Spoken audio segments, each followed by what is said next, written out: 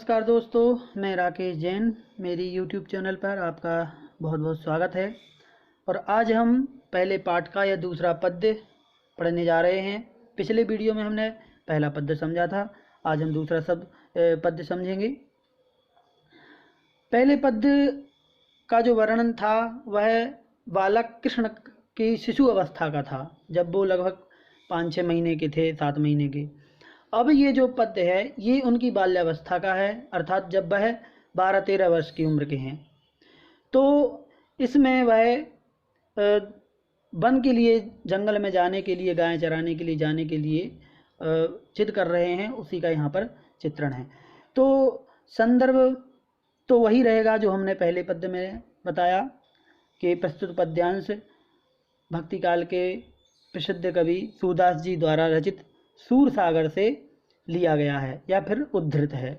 ठीक है। और प्रसंग में लिखेंगे कि इस पद्यांश में कवि सूरदास जी श्री कृष्ण की बाल सुलभ इच्छाओं का चित्रण करते हैं एवं इसके साथ ही माता यशोदा द्वारा बच्चे को मना करके उसे रोकने का प्रयास किया गया है, इसका भी सुंदर चित्रण किया गया है। अब आइए चलते हैं आगे, अपन व्याख्या करते हैं थोड़ा सा। तो यहाँ पर क्या है कि जो बालक कृष्ण हैं वो अचानक से एक दिन गाय चराने के लिए, वन जाने के लिए जिद करने लगते हैं। उन्होंने बिल्कुल निश्चय कर रखा है कि आज हम वन जाएंगे गायों को लेकर के। तो वहीं से बात प्रारंभ होती है और वो कहते हैं कि आज मैं गाय चरावन जेहों, आज मैं गाय चरावन जेहों, आज मैं गाय चराने के लिए जाऊंगा। चराने के लिए मतलब गायों को वहाँ पर जो खाती हैं उसको चरना बोलेंगे। तो चराने के लिए जाऊंगा।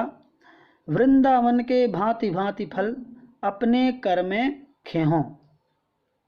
क्या कह रहे हैं कि वृंदावन के, और वो क्या कह रहे हैं कि वृंदावन के भांति भांति फल, भांति मतलब विभिन्न प्रकार के, जो वो वन है वृंदावन, वहाँ के जो अलग अलग प्रकार के फल हैं वे अपने कर, कर मतलब हाथ, कर मतलब हाथ, तो अपने कर से, कर में खेहों, अपने ही हाथों में खाऊंगा, अपने हाथों से तोड़ूंगा, अपने ही हाथ में खाऊंगा।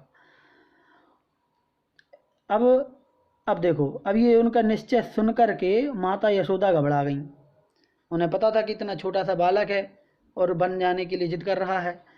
तो वो बिल्कुल डर जाती हैं और डर करके कहती हैं, ऐसी बात कहो जनिवारे, ऐसी बात कहो जनिवारे।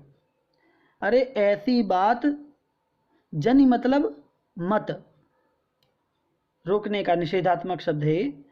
वारे, वारे मतलब बालक, मतलब बेटा। तो माता ने कहा कि अरे बेटा, ऐसी बात जनि कहो, ऐसी बात मत कहो। देखो अपनी भांति, देखो मतलब देखो, अपनी भांति अपनी तरफ। अरे बेटा ऐसी बात मत बोलो, जरा अपनी तरफ तो देखो, तुम कितने छोटे से हो।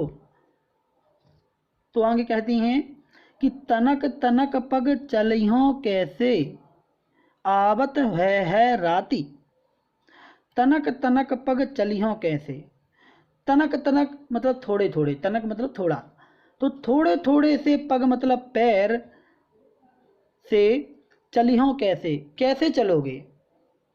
तुम्हारे छोटे छोटे से तो पैर हैं, और छोटे छोटे से पैर रखने से तुम्हारे जो चलने की गति है वो धीमी होगी।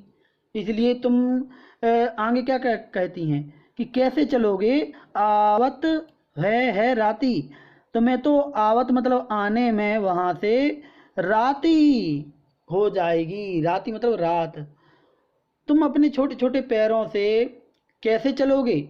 यहाँ पर पग मतलब जो पैरों का डिस्टेंस होता है, छोटे पैर होते हैं तो उनका कदम भी छोटा होता है ना। बड़े लंबे पैर होते हैं तो बड़े बड़े कदम होते हैं। तो यहाँ पर वही है कि छोटे छोटे कदमों से तुम कैसे चलोगे, इन और छोटे छोटे पैर भी हैं तुम्हारे, तो उनसे कैसे चलोगे इतनी दूर आना जाना। पैर भी दर्द करने लगेंगे, और आने में रात भी हो जाएगी। और फिर माता यशोदा कहती हैं कि प्रात जात गैयालय चारण, घर आवत है सांझ। जो चारण हैं, जो ग्वालवाल हैं, वो प्रात जात, प्रातः होते ही गैयाले, गाय को लेकर के, और जात मतलब चले जाते हैं, सुबह सुबह ही ग्वालवाल गायों को लेकर के चले जाते हैं, और घर आवत है सांझ, और सांझ मतलब शाम को जब दिन ढल जाता है तब घर आते हैं। फिर कहती हैं कि तुमरो कमल वदन कुमिले हैं। क्या? तुमरो कमल वदन कुमिले हैं, रेंगती घाम ही मांझ। अरे बेटा, तुम्हारा ये जो कमल वदन है, वदन मतलब शरीर, ठीक, वदन मतलब शरीर, तो तुम्हारा ये कमल के जैसा कोमल शरीर है, ये कुमिले हैं, कुम्हला जाएगा। क्या हो जाएगा? कुम्हला जाएगा, मतलब मुरझा जाएगा, मुरझाना। और रेंगती घाम ही मांझ, क्यों हो जाएगा? जब तुम घाम ही मतलब धूप में, मांझ मतलब में, धूप में रेंगती, रेंगने से मतलब चलने से, धूप में चलने से तुम्हारा यह कमल जैसा कोमल बदन मुरझा जाएगा। और फिर अब देखो, अब बालहट शुरू हो गई। अभी तो श्री कृष्ण जी ने यही कहा कि मुझे गाय चराने के लिए जाना है।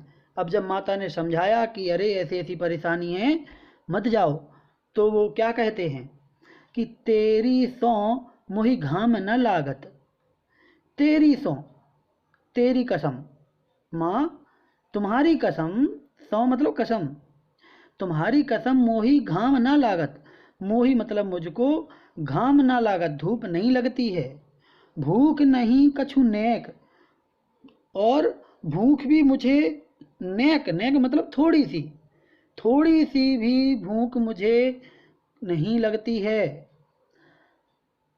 इस प्रकार से वो माता को जवाब दे रहे हैं, कह रहे हैं कि नहीं माता, मैं तो जाऊंगा ही जाऊंगा, और जो आप कह रही हैं कि धूप लगेगी, भूख लगेगी, तो इसके लिए मैं कह देता हूँ कि ना तो मुझे घाम लगता है, धूप लगती है, और ना ही मुझे भूख लगती है, इसलिए मुझे तो गाय चराने के लिए जाना ही है।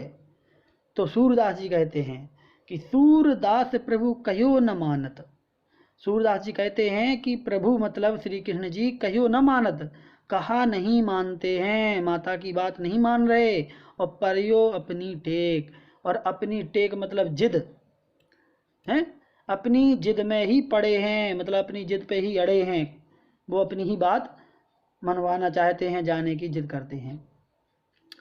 तो ये तो हो गया इसका शब्द सा अर्थ।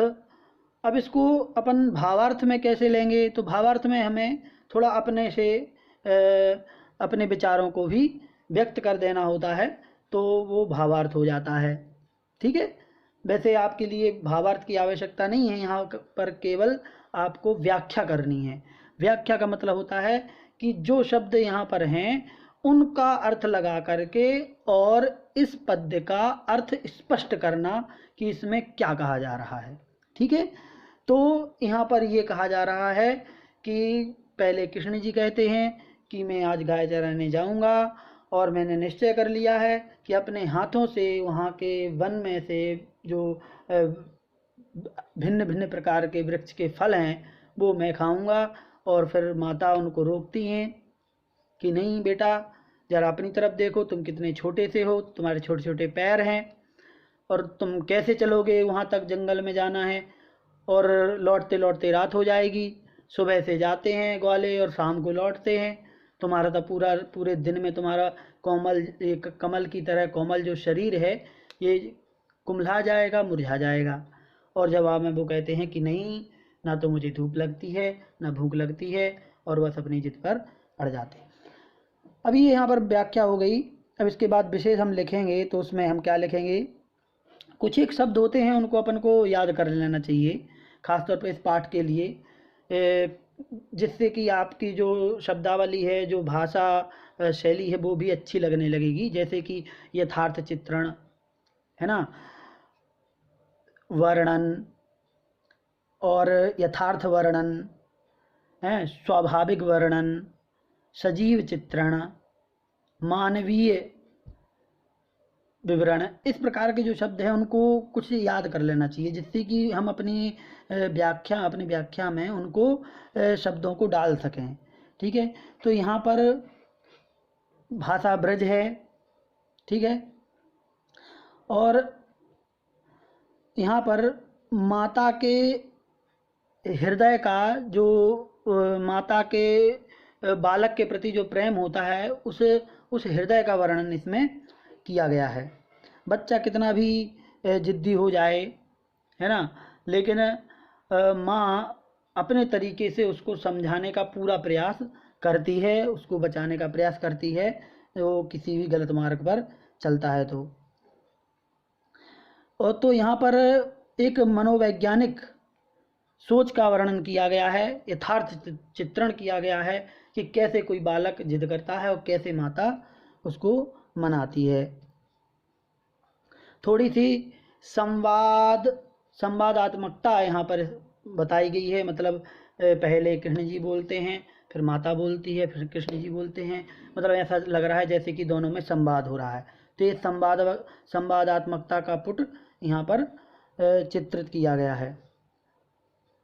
और जो 1300 शब्द आया है यहाँ पर, 1300, इससे ये स्पष्ट हो रहा है कि उस समय भी, अब उस कृष्ण जी के समय की बात हो या ना हो, लेकिन सूरदास जी के समय इस प्रकार से कसम खा करके अपनी बात को सिद्ध करने की कोशिश हुआ करती थी।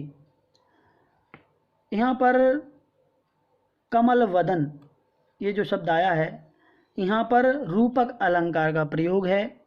ठीक है, कमल रूपी बदन, यहाँ जहाँ पर एक वस्तु का दूसरी वस्तु में आरोप किया जाता है तो वहाँ पर रूपक अलंकार होता है।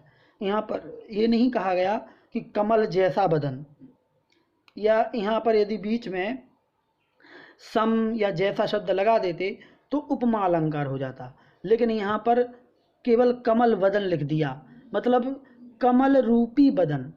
अब वो वदन जो शरीर है वो शरीर नहीं रह गया, वो कमल बन गया, पूरा आरोप हो गया। तो यहाँ पर रूपक अलंकार का प्रयोग है। ठीक है, और दो जगह पर जैसे तनक तनक शब्द है, भांति भांति शब्द है, यहाँ पर पुनरुक्ति अलंकार है। ठीक है, और बाकी पिछले बार जो हमने लिखा था ब्रजभाषा, गेयता, है ना, मधुरता आदि, इन शब्दों को भी हम विशेष में लिख सकते हैं। चलिए, तो वीडियो आपको पसंद आई हो, समझ में आया हो तो चैनल सब्सक्राइब एवं वीडियो को लाइक अवश्य करें। नमस्कार।